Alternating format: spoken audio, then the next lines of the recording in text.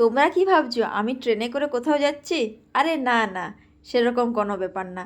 আমি যাচ্ছি ট্রেনের ভিতরে, চলো দেখা যাক, আমিও যাই তোমাদেরকেও দেখাই, চলো ভিতরে কি আছে। তো দেখতে পুরো ট্রেনের মতো, সব রকম ইঞ্জিন, বগি সব রয়েছে, দেখতে খুব ভালো লাগলো জানো। এটা আমার সব থেকে বেশি ভালো লাগলো এই জায়গাটা।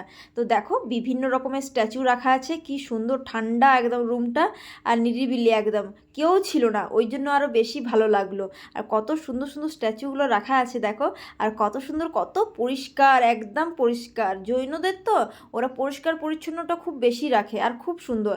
আর এখানে জানো সব কিছুতেই ফ্রি, মানে বেশি পয়সা লাগে না। আজকে ভিড় আছে বলে কিছু কিছু 10 টাকা 20 টাকা করে করে লাগছে, কিন্তু পয়সা এখানে সব কিছু ফ্রি আছে, পয়সা টয়সা লাগে না।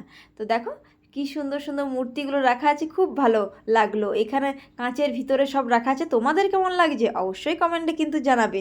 এটা হচ্ছে ট্রেনের ভেতর, খুব সুন্দর।